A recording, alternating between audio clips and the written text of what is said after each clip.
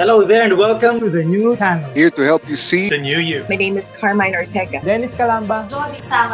This is Nato Agbayani. My name is Juan Lu. I'm Chino. I'm Trisha. This is Apple Manansada. This is Attorney Carlo Ibanez. This is Attorney Sheila Santiago. This is Angie. This is Orgamid. My name is Dennis Calamba. This is Jesse Francis Rebustillo. I'm Dania Cunha. Mon Mendoza. I am Muppet Erhina. I'm Leo Bryan. Mike. Nice for beer. Sir Al Ian Barcelona. Marvin Salazar. This is Sunny Haldon. Heidi Lumainos. This is Ivan Jude. Patrick Geronimo. Alan Perez. My name is Erwin Ursua. My name is Bob. My name is Lloyd Luna and this is Future. The Talk.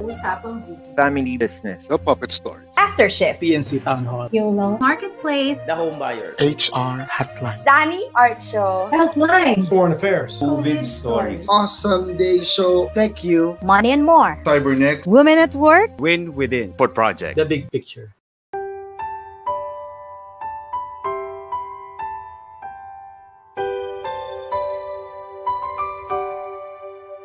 Sometimes life lets you down and you feel that you are done. You just want a morning run because the fun is all gone. Sometimes life makes you proud when you look far and wide, when you leave the pain behind and see the brighter side. TNC gives you inspiration. TNC reignites your passion. TNC starts your transformation. TNC helps you see the new you. Sometimes life makes you blind and you choose something bad. You just wanna cry and hide and save your face from the crowd. But sometimes life makes you see the beauty in you and me. When you look up above, there is God and there is love. TNC gives you inspiration. TNC reignites your passion. TNC starts your transformation. TNC helps you see the new. We're here to help you see the newness of life. We're here to help you feel your hope is so real. You got the power to see. We'll help you see the new you. TNC gives you inspiration. TNC reignites your passion. TNC starts your transformation. TNC helps you see the new you.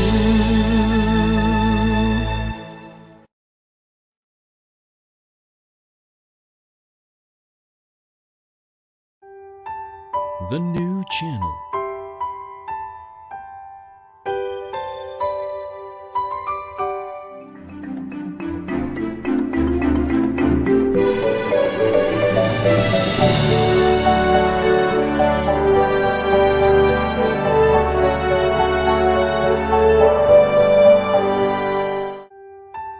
The new channel.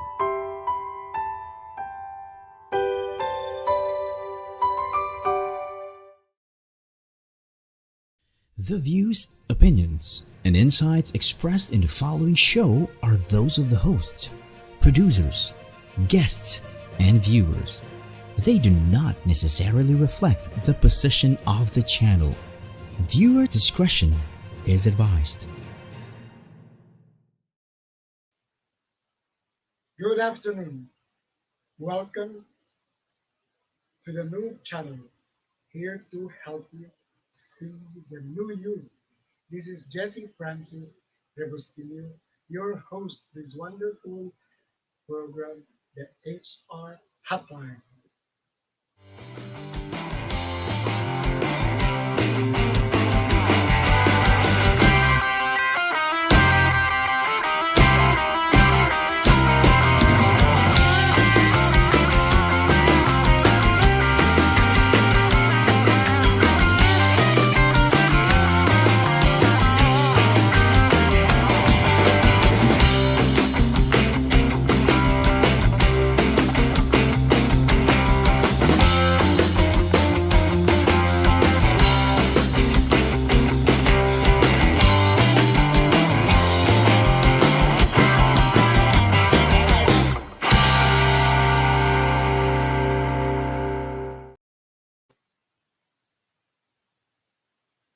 if you see that I just came in because nga, ang sabi ng mga driver dyan sa Malibay,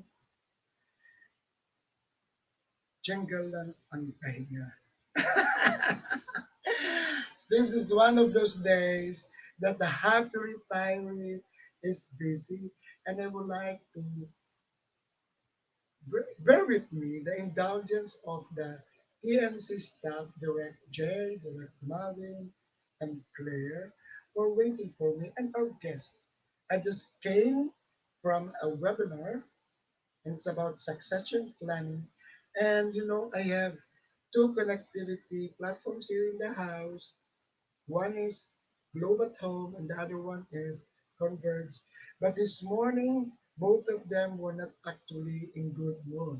So I keep on changing my connectivity. So it was taking time.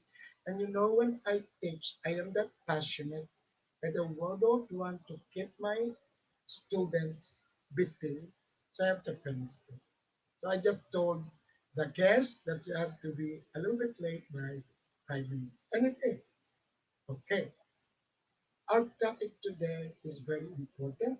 I just hope our friends are here with us, especially those in HR. My webinar, it's a 3-session webinar that I'm doing for the Employers Confederation of the Philippines. It's about a session plan. And one of those is actually for succession. It's not just a replacement plan. Uy, nag-continue yung aking lecture.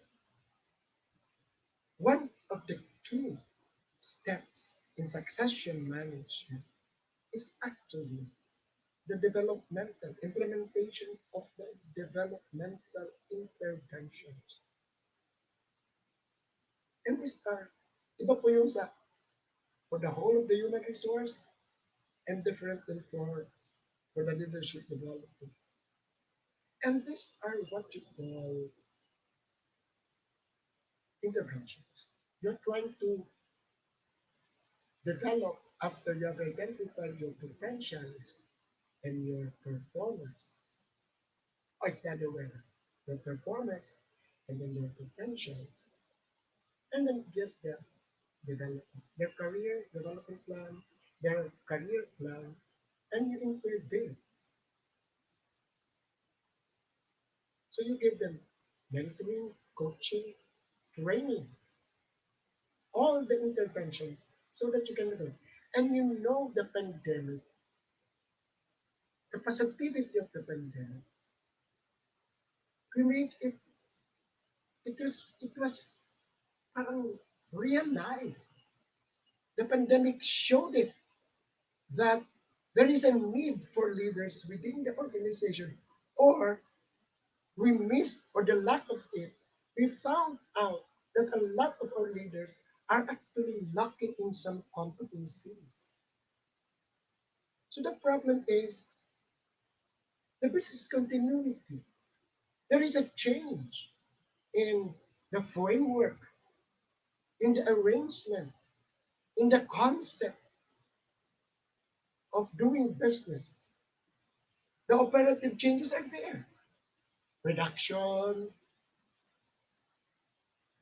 change in processes, inputting new technologies. But the key is who will help management implement this. It surfaced. The pandemic is a lesson. A lot of companies realized that those holding key positions have some gaps. So here comes, I have a full class of people looking into their succession plan. And I'm asking, for the longest time I've been doing this, why is it now that all of you are here? Government, NGOs, because they found out that there is something missing. For them to continue, they need to have a pool of leaders to fill up With the pandemic, some of those who are near retirement are planning to leave. With the pandemic, some of those it surfaced. Those organizations that are having chains of processes, chains of products or services, it surfaced that some of the leaders that they have cannot really cope. But what is key is what are we going to teach? As I mentioned, the future of the company or training are actually the trainers. What are the things that you will teach? Not the current competencies, but the future competencies. Before I continue, I would like to say hello to Belle Mondravis. Belle is a friend of mine in POPs, and she's actually organizing a big event, and she's actually doing training for her husband's company. And you know what? Well, the way I like her because I am actually planting Mayanas for her. Belle, you're going to buy it for me. Then Jemai Duki, we got a lot of insights from Jemai. Jemai, you listen to this because we have a wonderful guest and our topic is really what you need. Then we have, of course, yes, PP Orbit. I've seen him earlier. Yeah, PP Orbit, you can join us and put some inputs in our discussion. We have a wonderful guest today. So let me continue.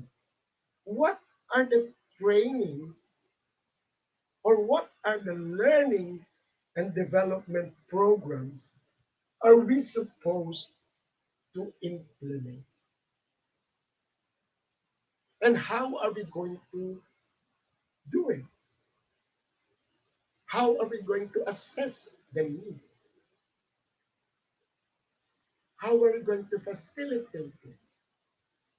How are we going to use technology? How can we make it accessible? This is the time. This is the urgent time that we must do some developmental intervention because we are changing. We are in the VUCA world. Volatile, uncertain, complex, ambiguous, and I even added a T, derivative. We do not know what will happen in the future. So this is the time that you have to reskill, upskill, upgrade the people. Even my kasambahay, I train them now. Concepts, ideas, guidelines, policies. So what are these programs that we must do? I invited a close friend of mine. He is the MVP, most valuable player of POPs. And if I am a teacher in a grade school, he is the most dependable. He's the monitor. He's the one who cleans the the blackboard, the green board. He's a very humble person. He used to work in the corporate. I will ask him about his life of what is corporate. And then he is now very, very much engaged as a host. He's a host here in TNC. And I know he's a very engaging and effective trainer, a consultant also. Ladies and gentlemen, let us welcome Dennis Calamba. Hello, Sir Jesse. Hello, I have my friends with me.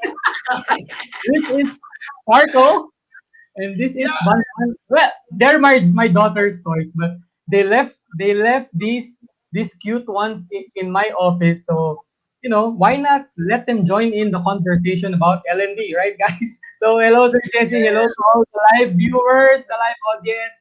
Hello, Team TNC family, Apple, Lloyd. It's nice to be back here, and it's nice to be a guest again on Sir Jesse's show, HR Hotline. Okay. Yeah, you mentioned a lot of in your work experience? You started with Pagcor? Well, I had my training in the School of Hard Knocks under my mom. My mom was an educator. She started out as a teacher, but eventually she became a school principal and a VP for academics. So my first exposure really was in the academe. So my mom put up a school for special children, but it was also mainstream for regular students. We had that school in the early 90s where special education schools were not yet, there's not much sped schools at that time. We were the first ones to pioneer mainstream education. So that's where I started. I started out as a janitor for the school, as the driver, as the do-it-all son of the owner. But I thought more often for a particular workday. And then from there, after a few years, I shifted to work for a government-owned and controlled corporation. I initially applied to be a casino dealer, but I really do believe that sometimes you have your plans, but God ultimately directs your plans for you. So instead of being a casino dealer, I became a training supervisor, and then that's where I had 15 years of really the most fruitful and productive years as an employee. So, and then after 15 years, I became a freelancer. I became a freelance trainer consultant, and I helped my wife out as she put up our own e-commerce business. So basically, that's the short story of of myself. Dennis, just know so. I know that you're a good trainer because a lot are telling me that you are a very effective trainer. So, you're being a janitor and an assistant to your mom. It's actually your leadership pipeline because the competencies actually that were honed during the time is your humility, your resilience, and your being a you can accept jobs, your diversity in accepting jobs. I'm telling you this so that they can learn from what our discussion. So, what is your most recent training consultancy? Do not tell the organization anymore. That can be. Yeah. But what are the topics that you usually give? Well, the topics that are really close to my heart are really all about values. So whatever it is about values alignment, enrichment, trying to validate your core value system. Of course, my bread and butter during that time until now is customer relations management, customer experience, and then among all those other things, of course, we have leadership training, we have problem solving, we have conflict management resolution, we have, of course, train the trainers, my most favorite and most creative topic that I facilitate because that's where I really grew the most as a trainer. So I'm really just paying it forward. So a lot of soft skills training is what I do. Yes, yes, yes, yes. Spot on. Actually, that is my first question because that is what is needed now. Now that we are pivoting, transforming, as from the transformation summit, or transitioning, values are changing. Or we try to have another take into the values. We cannot go back to where we are used to be. But the values are there. Not cast in stone, but these are our guiding principles, guiding values. But somebody should remind you, just like in the Catholic liturgy, every 3 years the gospel comes back. So there are times that you ask them, have you taken away that is actually work, attitude, and values enhancement program? Oh, yes, sir, in 2015. Just imagine that was 6 years ago. And then the other one, what is the other one that you are giving? Because I'm also giving them. Yeah, the market is so big, and let us really go forth and really be evangelizer. The other one is leadership. Yes, that is what I mentioned earlier. The trainer of the future, because what we are going to teach now are the competencies in the future. It is still delegation, it is still decision making. But of course, Dennis and I, because we are updated, we're giving them ideas how not it's not even how to do it, how to use the new competencies and how they do their supervision. You mentioned another word. It is values, leadership, and what we do find is Well, customer service. yeah. Ay, nako, customer service. Ang dami dyan, a lot who are actually, nandito si ano, si Jamay. Oh yeah. Jamay. Hi. Start, ang daming start-up, ang daming, ay, hi, Ami, ang daming start-up, si PP Ovet is actually handling San Miguel merchandising. San Miguel merchandising. Hi, Sir Robin. You know what is missing, Dennis, ngayon? I don't know if it is because of the millennial. I don't know if it is the time. I don't know if it is the culture. Very poor. Hindi delightful. Di ba ka, Dennis, Mr. Delightful? Yeah. I actually got my brand because of customer service training. Yung pala. Alam mo, ang customer service ngayon, hindi delightful. Maybe because of it is the connectivity, it is a distance you're using, or even it is not even really delightful. So what you just gave us, so because I also do that, I am doing a leadership program for a big construction firm. It will start on Thursday, 5 batches. Yayaman ako doon. But it's needed. It's needed. And I added all the things that it's not the same Jesse, the trainer before, because I added a pre-questionnaire, the training log, and all the things that we learned. So the reason why we are discussing here, because my teacher, the problem is, what training programs should companies implement now? Dennis, tell us your insight on this.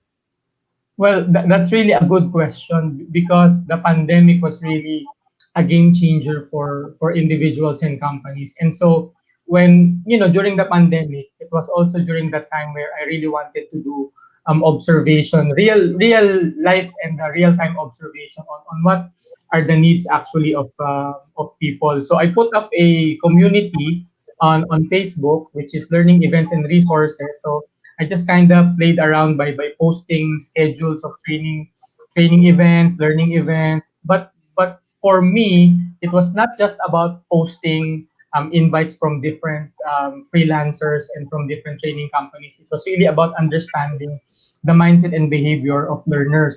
And what I really found out is in terms of what we need as far as programs and learning courses are concerned, you pretty much have the sense and feel of it's the same, but it's not also the same because of the pandemic itself. What I really mean by that is even before we try to pick a learning course or a learning program to implement, really first should need to check on what changed as far as the gaps, as far as the attitude of the people that we want to reach out to through learning, because the pandemic really changed the way we value some things. And one of the things for me that stood out is how much I value learning. Now, for most people, they came to a realization that I really need to learn a lot because this pandemic really opened up a lot of skills that probably we wouldn't have considered if not for the pandemic. But now, let me interrupt you. I mentioned it that nag-surface na nakita that a lot of people lack competencies. Yeah. Not competencies, but nag-surface. Yeah. So, And let's continue. yeah, and then one glaring observation that came to me was, individuals and companies actually autopilot pala ang ating mga learning and development interventions. Ibig sabihin, probably masyado tayo naging komportable sa, okay, best practices, benchmark, pero hindi tayo masyadong naging forward-looking. Kaya when the statistics came out, lumalabas talaga na now we have to devote more time on reskilling and upskilling the workforce kasi masyado tayo naging komportable, nag-autopilot tayo sa, okay, they're doing this wonderful learning program, so let's copy the design probably. Let me catch you again. Yeah. That is spot on. Para bang may nagsabi lang doon sa isang FPMAP, sa PSTD o sa ECO, huy, ang galing ni Dennis at ni JC. Talaga, kahit hindi kailangan, they get you to do it. So walang training needs. Yeah. So para bang it's nice to have, but it's not a need. Very good, Dennis. So what more? So, yun nga, parang sa akin, na-realize ko parang, grabe, no, akala natin, even tayo, mga learning and development professionals and practitioners, parang we were doing a good job. Pero tayo, nagulat din tayo. Kasi even as we speak, tayo, no, Sir Jesse, parang tayo rin, naging caught unaware na, probably, I haven't put much thought into really bringing a learning program that can have impact not only for now, but in the near future. Now, thank God, and I'm saying this with all due respect to those who really suffered during the pandemic, but sometimes God works in mysterious ways. He reveals to us some of the things that we need to do because we were so comfortable in what we are actually doing at the moment. So even for me personally, as a freelancer, yun ang naging impression sa akin that learning and development professionals, or at least those who are given the talent, the ability, and the skill to deliver all of these interventions, kailangan ipamulat din natin sa kanila, no, of what are the things that they need to focus on. Of course, marami pa rin hindi nagbago. Of course, we can categorize it as soft skills, technical skills, but when you think of specific interventions, I think for me, mas nahimay ko lang yung on the learning side and on the development side. Kasi for me now, what it strikes me as very important is yung learning, it can be sabihin natin given more to the employee. Ibig sabihin, nung nagka-pandemic, suddenly na-realize ng mga employees, parang ito yung gusto ko palang matutunan. Now the question for the companies is, can you offer it? Is it aligned with what you really intend to offer to your employees? Kasi now, learners are more focused. They are now, sabihin natin, more aware of what they really want. I remember, Sir Jesse, nung nag-host ako nung Transformational Summit, and then si Ma'am Fe and, it was Ma'am Fe, no, who really mentioned that it's now a combination of what I want to learn as an employee and what the company thinks you should learn. Yes, so, yes. Let me interrupt you. Importante yun. Family. Kailangan yung ADI, yung talagang needs analysis, honest to goodness needs. Just like yung we are so used yung auto, what did you mention earlier, auto something, it's automatic. Parang you still teach Zillennials how to use technology. In fact, they know it by heart. Exactly. I know of companies wherein they really get people, parang teaching them yung how to use Zoom. My God, nobody taught me how to use Zoom, but I now can traverse Zoom. Diba? Or my kasambahay here, they're the one teaching me how to TikTok and how to ML. And nobody taught them. Pero dapat ang tuturuan is how to stop playing ML when they are working and how to do excellently at TikTok. Diba? Kasi, let me finish that. I have a kasambahay who has a good physique. So nagti-TikTok. Pero when I view it, nag-i-stalk ako. I am not ashamed kasi hindi good. So I'm now teaching him. Sabi ko, Chebe, it's nice to have TikTok, but make sure the background is good, the post is good, your shorts is good. So dapat yun ang ituro, hindi kung paano mag-TikTok. Tama ba ako dyan, Dennis? Maganda yun, Sir Jesse. Kaya nga, I was so excited when you mentioned that. Kasi, that's exactly my point where you leave the learning part to the learner. Because, basic elements sa adult learning, we know what we want to learn. Alam na natin yun. So ngayon, paano magiging valuable ang kumpanya sa akin? For example, ako yung employee na, I have a lot of things that I really want to learn. So, dapat yung kumpanya mag-focus dun sa development side. Ibig sabihin, sige, papakinggan ko sa employee, so you want to learn those things. But, tatahiin ko rin, Sir Jesse, yung sinabi mo na Adi. The companies should focus more on, packaging a developmental plan for your talents. Granted, na alam nila matutunan. Bina-validate lang natin. So, kung ako si L&D head, ang trabaho ko, hindi magbigay ng training, mag-validate kung yung bang expectation ng empleyado ko at yung expectation ng kumpanya, maitatahi ko sa gitna. So, pagtiwalaan natin yung empleyado dun sa learning interventions that they think can help them become better. But it is up to us, the L&D business unit, if you're the manager, if you're part of the team, to validate that. Made-develop nga ba namin ang talent nitong empleyado ko kung ibibigay ko sa kanya itong mga interventions na gusto niya. So probably... Your point then, there should be a key person in organization to determine, not that they are delivering training, but actually studying, researching, analyzing what will be the needs and the design, and then they give it to subject matter expert to implement it. Exactly. Kasi Sir Jesse, ngayon na-realize natin na during the pandemic, kaya nga sa ADI, yung sinasabi mo ADI, kaya nga ang unang step is to analyze because that is cost efficient for you as an L&D practitioner. If you put forth the time, energy, effort, and resources to analyze properly, then hindi na tayo masyadong gagasto sa mga intervention na hindi naman pala kailangan in the long run. Kaya nga, ako naniniwala, by design, di ba tayo, we're created by design, lahat ng bagay sa mundo created by design. In the same manner, ADI is created by design. That's why analyze is the first step before delivery or even before design. Because pag nagkamali ka sa analysis mo, kahit anong ganda pa ng design natin, kahit anong ganda pa ng delivery natin, nagsayang na tayo kagad doon ng pera, panahon, at yung tao.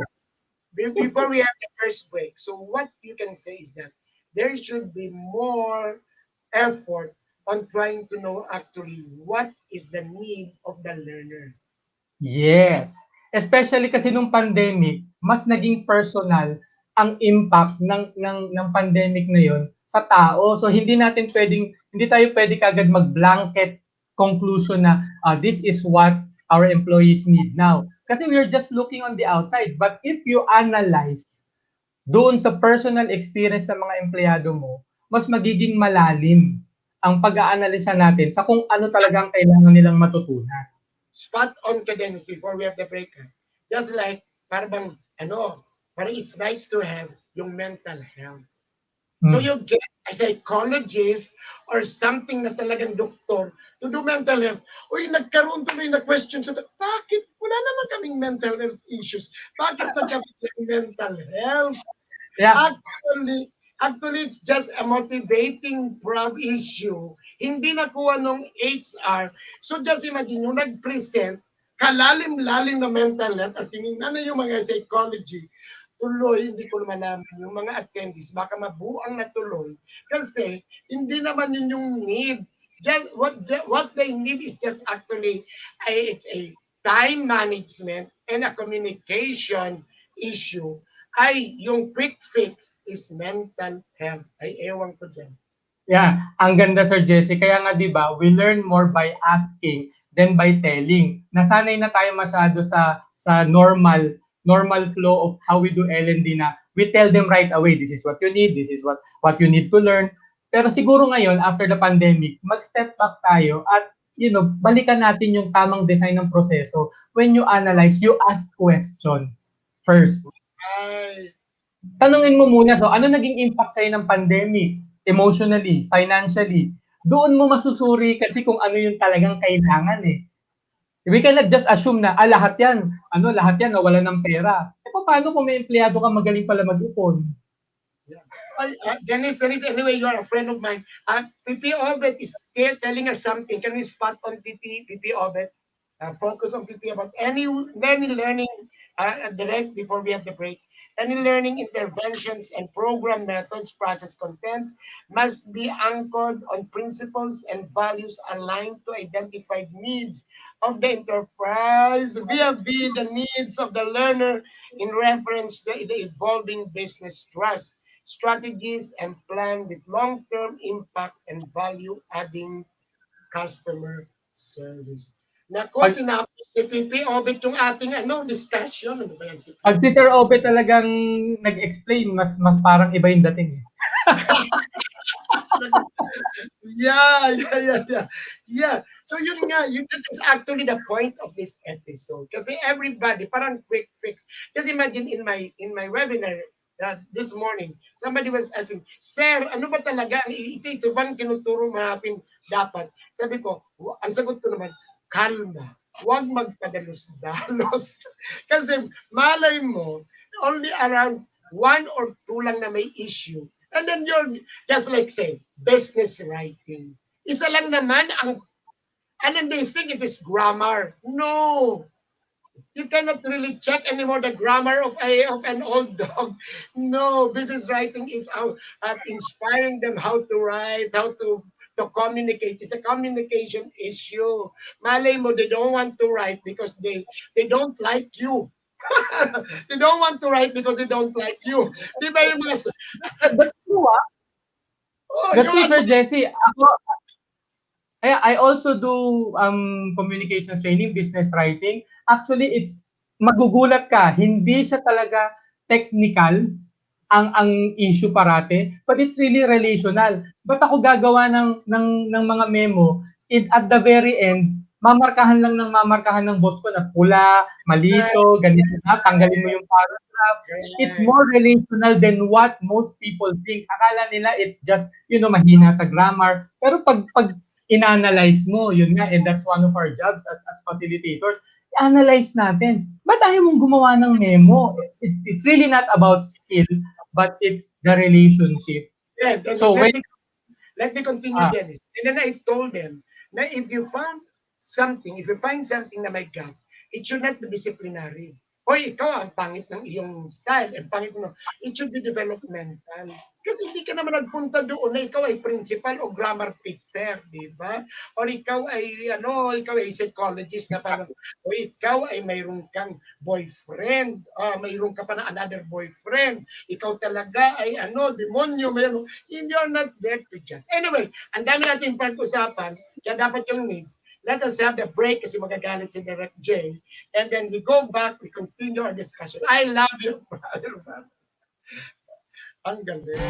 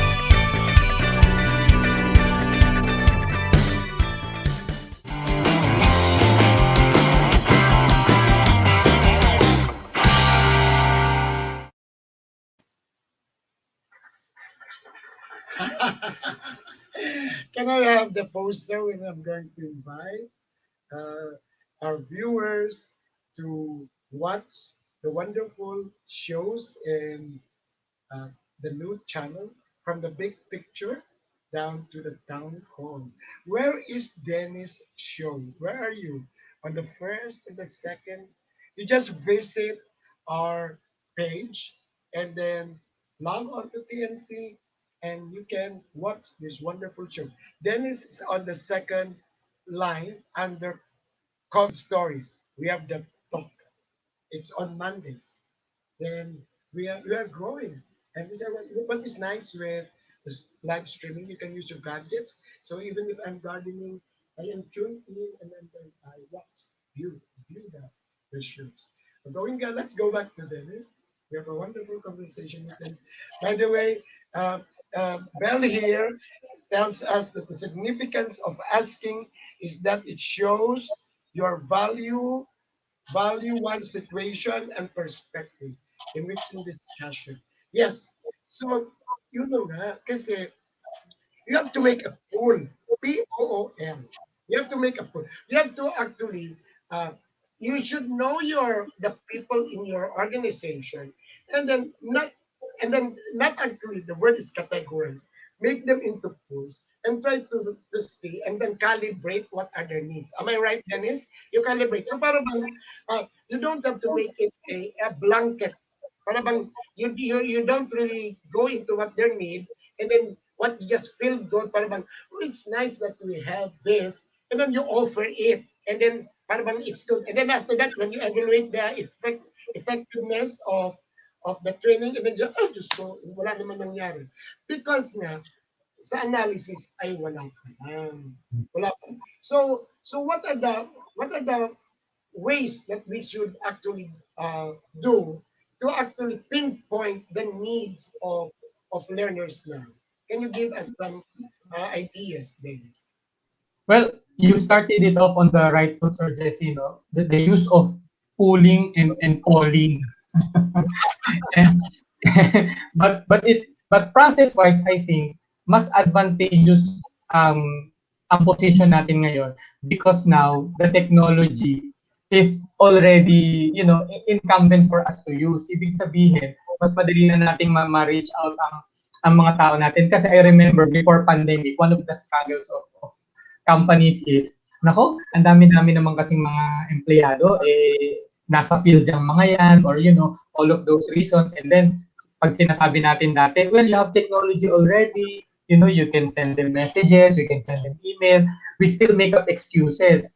But again, that's why I really do believe na underlying, kahit sabihin mo napakasakit at nagkaroon ng pandemic, ngayon we cannot make those excuses anymore kasi technology really ushered in so many ways for us to really check the pulse of our of our talents. So just the mere use of Facebook groups or create a community for your own talents or employees and then doon ka magpo-poll, hindi natin pwedeng sabihin na ngayon sa mga panahon ngayon na hindi namin sila ma-engage. Kasi hindi na tayo masyadong nabibigyan ng leeway to make excuses. We really need to use this technology already. There's really no excuse for us not to do it. Dennis, to follow up your suggestion, what we need to have is, I think, a 360-degree info on what they actually need. Because sometimes when you ask it from the learners themselves, sometimes it is just what nice to have, but actually it's not actually their need, diba? Yeah. Or it is very shallow. But if we also have to ask their immediate bosses, and then siguro, one is through the use of coaching and then mentoring, we can have it documented. And then from that, we can base what are actually the gaps, the competency gaps. Pero siguro, Dennis, let us start from the basic. Dapat alam mo na yung competencies. Kasi nagte-train ka, hindi man na alam kung ano yung competency gap. Right. That's true. Say for customer service. Because again, meron ka ng ready, formatted deck on customer service. Then you present it. Dapat malaman siguro natin kung what is actually the issues or the problems ng the one who's going to participate. Right. Totoo yun. Kaya I think stretch ko pa rin, Sir Jesse, yung sinabi mo about competencies.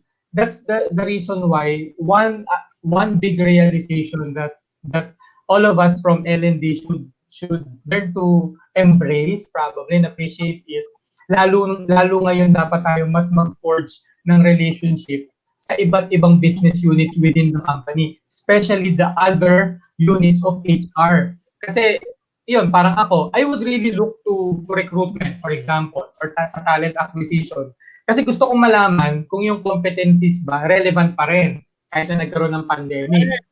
Right. So let's say, bago na, yung bang competencies natin sa customer service, may nagbago ba doon? Nagbago ba yung dapat na maging duties and responsibilities? Because I cannot push for a canned program, yung sinasabi mo kanina, Sir Jesse, na all the while, nagbago pala yung competencies. So again, that's another wasted effort of time, resources, of even people. So I think for me, kapag maganda yung relationship natin with these business units, makakapagtrabaho tayo, we can deliver what is expected. Yeah, the business units will be the one to inform HR what are actually the needs. And they don't actually, para bang, yung cover up, nagko-cover up, ang bigyan na mahirap, they're not transparent and they're covering up their deficiencies. So dapat relationship, there should be an honest, there should be good relationship so that other departments will be transparent in telling them the real needs of para bang ikita ko, turuan mo nga nito kasi wala talagang alam. But that requires a lot of trust and confidence. PP Obed has something to say here. No one pushes someone to drink water. Instead, inspire, motivate, persuade, and lead someone to drink because a person has realized its value, purpose, benefits, and application. Ang lalim ni PP Obed. Oo naman.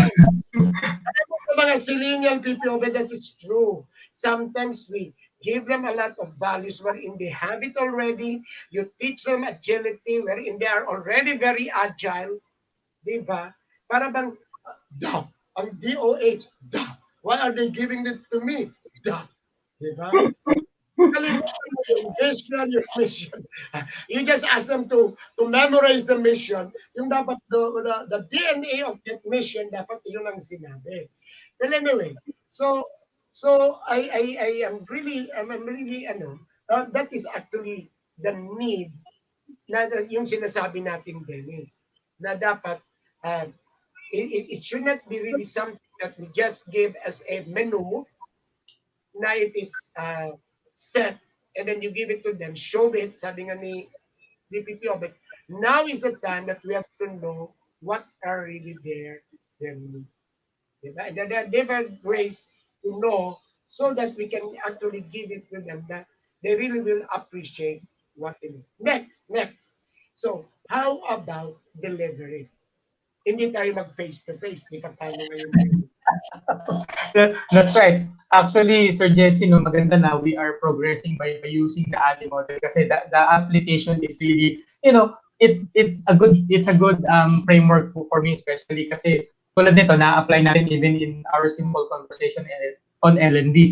Pero yeah, design, delivery, development, I think it will go hand in hand, especially when we need to realize na even the method and mode of delivery should be changed. Kasi remember, Sir Jesse, ngayon na medyo nagre-relax na, we are hoping that with the vaccine, di ba, mababawasan na yung parang restriction levels, GCQ, and all of those things. So, we are really calling for face-to-face, which is okay, which is good. I mean, in my opinion, okay pa rin naman talagang face-to-face. Pero, we need to be more intentional on what courses or programs merit a face-to-face interaction as a mode of delivery. Kasi ngayon, learners now have that ability to learn on demand. If I want to learn something, what do? first Google it, Yeah. then YouTube it. Yeah. And then now TikTok, they have so many edu talkers right now. 'Di ba? Yung mga educators on TikTok. So, in terms of how I want my needs delivered to me, I don't need to rely on my company per se. Kasi pwede akong maka-accumulate ng learning by myself. So it becomes now more of a learning on demand. So paano ngayon magka-transition si company? No, lalo na kung halimbawa tayo Sir Jesse nasa L&D tayo for a company. Kaya nga natin ina-analyze, ina-evaluate alin yung pwedeng pang-learn on demand na courses or programs. And then as far as delivery is concerned, make it learning on demand. I-upload nyo sa intranet nyo or whatever network you are actually using right now, or probably invest on an LMS, where you can upload all of your learning courses there, so that kung ako empleyado, I will just learn on demand. What I can do now as I shift my hat from learner to L&D professional, bibigyan ko lang ng timeline. Okay na. Okay. So you're going to learn this, it's on the system, but you need to learn it until this time. Kasi syempre hindi naman pwedeng. So it's actually monitoring the learning journey. Am I right? Yeah, so wag na tayong masyadong mag-focus, yung energy natin dun sa you learn this, you learn that. Nasabi na natin kanina, di ba Sir Jesse, na it should be a partnership. You think you need to learn this, I'll validate it. Yes, it's something that you learn. Now, let's make it available on a system so that you can access it at any point in time para hindi rin nagsasuffer ang productivity during work. Okay, kasi pwede namang naka-schedule siya, ma-access mo lang siya on schedule para hindi nagdi-disrupt sa usual flow of work. Kasi syempre kung ako empleyado, minsan okay sana na I want to learn it anytime. Pero siguro sa gitna na lang mag-meet. Sige, pwede mong you can learn it, but on this day, on this time, may window pa. So Dennis, finish. So Dennis, that means that the HR or the learning and development person will be a facilitator for the access of learning, what do you call these platforms, and then, ano ba yan? There should be suggestion on what, or they are empowered to really seek for it, and then just later on, siguro, yun na lang sa assessment if they learn something. So it's the different takes. You just have to look to the what do you call that? Yung learning, what do you call that? Yung competency profiling. This is what I'm now. So yung pre, and then after the time frame that given that you have to learn, then you ask them again if they learn anything from it. Diba? Yeah, and Sir Jesse, siguro now is also a good time for me to say this. I'm actually designing an online course for a trainer, freelancer siya, pero isa siya sa magagaling na trainers natin. A common friend natin siya. Yun yung sinasabi natin na doon ka ngayon mag-invest on how you make sure that the elements fit together to deliver a course that that can easily be accessed, but at the same time hindi mo rin nasa-sacrifice how you measure learning.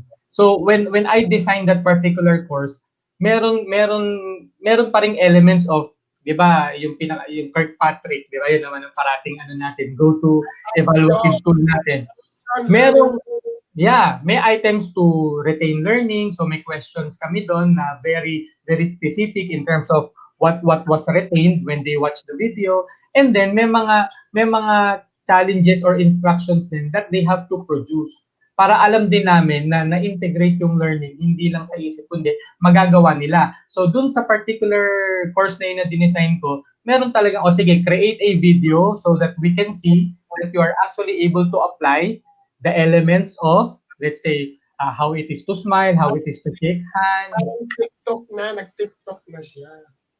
Yes. Oy, Dennis, gawan mo rin ako kasi ang dami kong mga programs.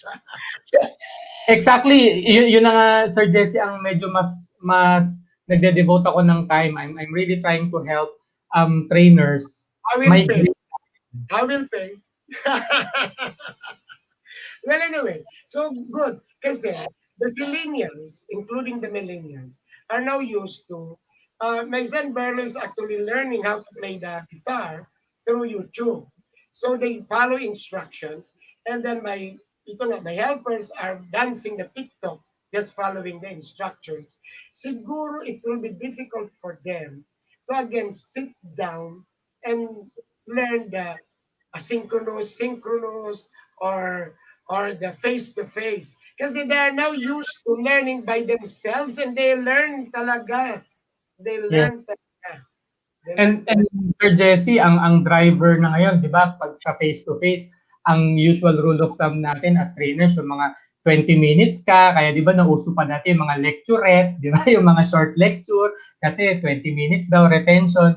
Pag nag-convert ka sa digital courses, you cannot say the same na 20 minutes magsasalita ka sa video, and then they will be entertained, and they will have you will glue them on their seats. It has to be shorter. It has to be shorter pag naging digital approach. May pumasok na idea sa akin. I'm now used to attending masses online kasi I'm still scared. And when I go to Malati Church, I go there, dalaw kay Maria, without people. Also with the sacristan. Alam mo, I'm now used to it. Paano kaya pagdating ng oras na face-to-face na? So gaya rin ng mga ano ngayon, mga nag-aaral ngayon ng mga bata. Alam mo itong mga bata ngayon na they're being trained yung mga modules, online. You know, I have a friend, si Roland, he has a son, Roland of ECOP. Sino ito sa ECOP? Sa ECOP. Pero meron dyan si Alistair. He's now very, very good in learning from the online classes. Ano kaya pagdating ng oras na is now on a face-to-face with classmates? Diba? So siguro tingnan natin yan. So similarly, ganun din ko talaga. So nandun tayo sa accessibility. Okay, we still have time kasi we started 5 minutes pa. Pinito natin tayo. So let us follow, So the last of the ad is actually evaluation or assessment. So, ang tanong ko, how will you evaluate now if what you're doing now are effective or not? Diba? Kasi we're doing Zoom, we're doing yung LMS. Paano mo malaman? What are your thoughts on this? Well, actually, before we agreed on doing this episode, may nagtanong sa akin yan. Probably, siguro, inadya na may itanong sa akin before I appeared on the show. Kasi, of course, they will be asking ROI. Now, of course, alam naman natin, especially in the Philippine setting, yung ROI, when we measure it, hindi pa, how would I describe it, sir? Parang hindi pa tayo ganun siguro ka-efficient. Okay? Sa pagdating sa ROI. Pero sabi ko, before ROI, why not, so that it will be easier for us to focus and measure ROI, that we also make sure that we have the appropriate KPI so that it can be in ROI. Yes. Kasi for the soft skills, matagal na nating alam yan, pre-pandemic, no? Soft skills, ang hirap talagang, napaka-challenging i-measure ang ROI. But still, sa context ng KPI, pwede mong i-measure yung soft skill kung effective siya. Dennis, kung mag-face-to-face, suntukin kita. Kasi yan talagang tinuturo ko. Sabi ko, dapat competency-based. Dapat mayroon kang KRA. Parang mayroon kang KPIs. And that will measure. Kasi the competencies are your success factors. To measure your success factors, KPI. Kaya tama yung mga nagtatanong-tanong ng mga ROI of training. Mahirap yun kasi it's just the cost against. Ngayon wala ngang cost kasi wala ka naman food, wala ka naman venue. Yeah. Wonderful, Dennis. But we still have around 3 minutes. Yes, you want to say something before? Kaya I think, Sir Jesse, no, it is incumbent upon us, sabihin na natin I don't know kung paano ba i-describe. Basta kasi tayo, mga earlier generation tayo of practitioners, way back when we are still accustomed to training, di ba? Hindi pa learning and development. But I think this is one thing that the new generation of L&D professionals can learn from us. Although naiintindihan natin na, there's a faster way to do things, there is more efficient way to do things, pwede bang mag-agree tayo sa gitna na efficient okay, you can still be efficient by not rushing too much or eliminating certain processes, especially when learning is concerned. That's why I'm really a believer of a system, of a design, and wag mo munang ititinker yan, not unless it, malinaw na it doesn't work. Kasi Correct. baka mamaya, sa pag-skip-skip natin, sa huli, lalo tayong nagiging magastos. And I think that's wisdom that the younger professionals need to learn from us. Kasi masyadong minamadali ang proseso, Correct. pero it can hurt the long-term growth of any organization, especially Correct. with Correct. Gusto quick fix. There is, tinitingnan ko ang mga outline na nag-o-offer ngayon. Just imagine, sa basic leadership training, nagdi-discuss na ng resilience and adaptability. Wala pa yung basic doon sa ano. So, dapat yan, there is a process in learning. There is what we call a pipeline on what will be given. Mahirap naman kasi, the one who is actually demanding, gusto nilang matapos ka agad, matapos ka agad. Para bang somebody is asking me to teach them HR partnership. Sabi ko, yung HR business partnership, dapat muna ma-review yung functions ng HR based on the strategic HRM or talent management. Ay sabi sa akin, basta turuan mo na kami ng competency ng HR partner. Sabi ko, hindi pwede kasi mawiwindang. Alam mo yung tuturuan, mga age, 35, 40. So very long na yung kanilang experience in doing the same thing, the same time, the same result.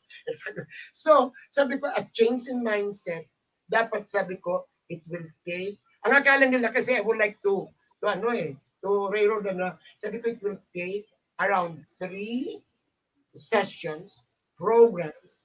It's a program na you start muna unlocking and changing their mindsets, and then knowing what is to be updated, and then going into the new competencies. Tama ba ako din? Mali?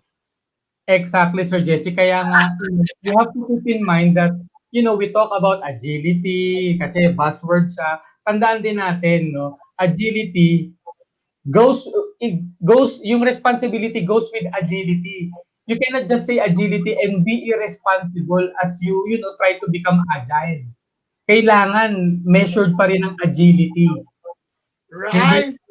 Maka-agility lang tayo, pero we are irresponsible. I love you. Just to kukunin ang speaker.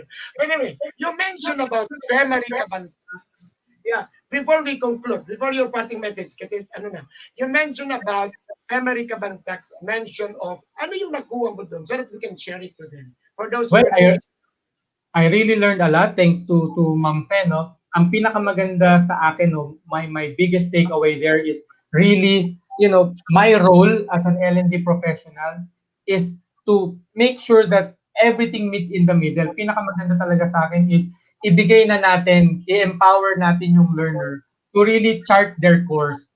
And then we help them siguro through coaching, mentoring on how they can best develop etong mga gusto nilang matutunan.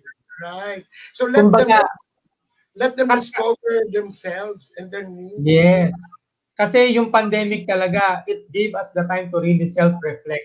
So, anong gagawin natin ngayon after self-reflection? We need to hold hands and then tell each other, side by side na, sige, let's try to help each other. This is your goal. Okay? Ito yung goal and objective ng kumpanya. Pumunta tayo doon sa gitna. Don't pull me too much on your side, though I will not pull you too much on my side. Pero dito lang tayo sa gitna. But it really takes time, according to family, di ba? It really takes time. Yes. For. So, ang maiiba ngayon is the function or the activities of the L&D. It's more knowing your learner. Yes. Mas seryosohin na po natin yung development side. Yes, it's the talent, you spot on, the talent development. It is not the outright training na parang lang may nagawa ka.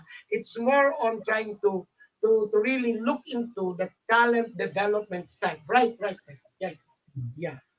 And there should be a process in that, and then there should be a framework in going into that.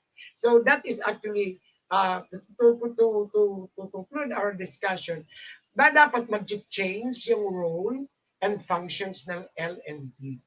Anyway, at mag-change yung approach nung pag-deliver. Tama ba ako?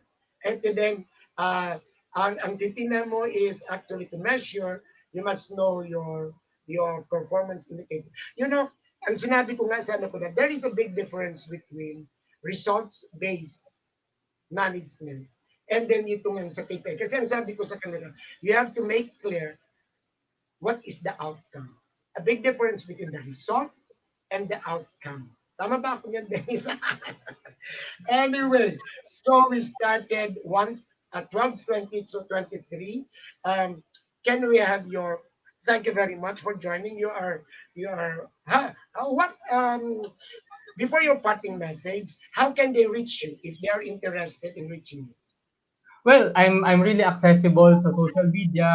I have a personal account, Dennis MC. I have a business page, Dennis Calamba, the Mr. Delightful of Learning. Of course, I have my own website, denniscalamba.com. So I put there my blogs. You know, you can know my story there. I also have a landing page where I just put there the learning interventions that I regularly conduct as in-house programs. So just take a note of all of those things. Kapag nag-Google search naman sila, I will be there.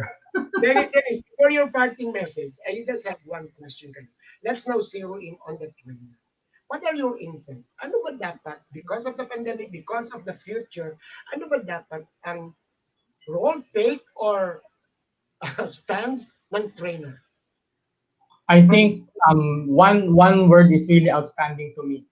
Facilitate. Wow. Let us facilitate learning, let us facilitate development for these adults. Remember, adult learning tayo eh. So, they don't really need much, parang, do this, do that. But it's really facilitate the process, the learning process, the development process. And then when all has been said and done, nandun ang resulta. Pag nag-improve ang quality of life nila as, individuals and as professionals, you don't have to justify anything anymore. But I think our main role now is really to put into heart our role as facilitators. Teka muna, before again yung parting message, may sinabi ka, success in life, na-mention yan ni Femen in the presentation, na it's not actually your goal, the organization's goal, na parang natuto ito, tuwang-tuwa ko na. Ang sinabi niya is that natuto yung tao to improve his life. Am I right? Hindi yung ba nakuha natin? Ang siguro probably if this would count as my parting message, just imagine yung string na pinag-intertwine natin. Sa umpisa, magkahiwalay sila.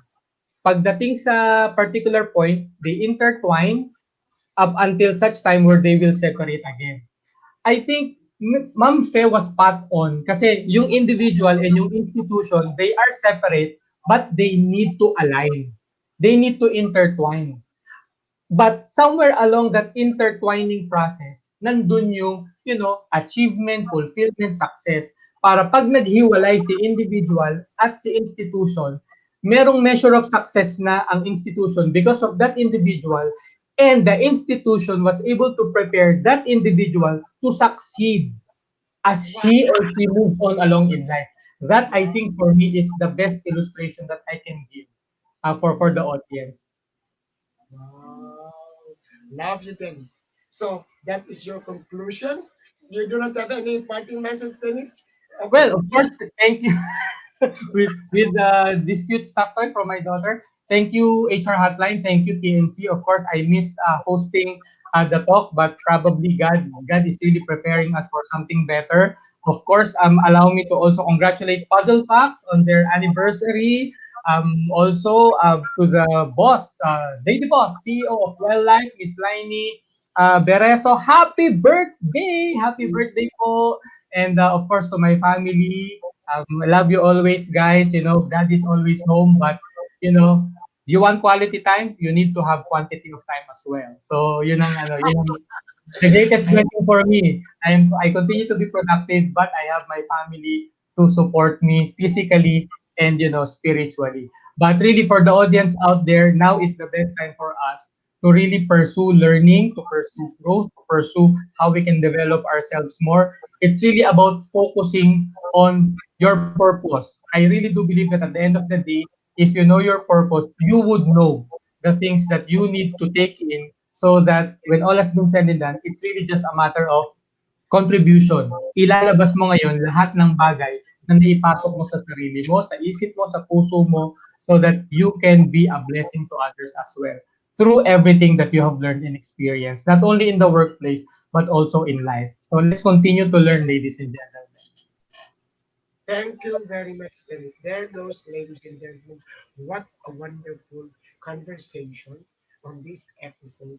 It actually hits us because everybody has to learn. Students in the family or in the offices, at home. And then for those who are actually facilitating learning, you have to really change your mindset first, change the way that you're doing it, because our clients, our participants, our learners has already changed. And we're all catching up with the new normal, with the VUCA world. We're all catching up there. So learning should not really be left behind, as what is always mentioned by family and I. Nobody should be left behind. The mantra of PSTD is actually we learn, we grow, we transform. That's actually during the strategic planning we're in 2019. When actually I was the one who actually initiated that. So we have to learn, but the learning modalities have already changed. The ways. It's not more on how we're going to deliver it, but it's more on why we're going to offer the analysis part. And then we grow. Make sure that what we are doing is for the growth of, of all the stakeholders. What is needed by the company and what the person also needs. And then also we have must have that we have must ask the permission from the person if you would like to be developed, because we might be molding people to become monsters. We are giving them training wherein it is not actually what they need in their life. And then the last one is we transform. It's not actually we will transform them to be a lot of letters after their name or transform them into, but we transform lives. So for mothers, executives, HR, and learning and development practitioners, let us have to discern and look at what we're doing. It's the time that we need to really change what we're doing for the better. For the better. So thank you very much. This is Jesse Francis Rebustillo, your host of this wonderful program, the HR Hotline. Just marvelous.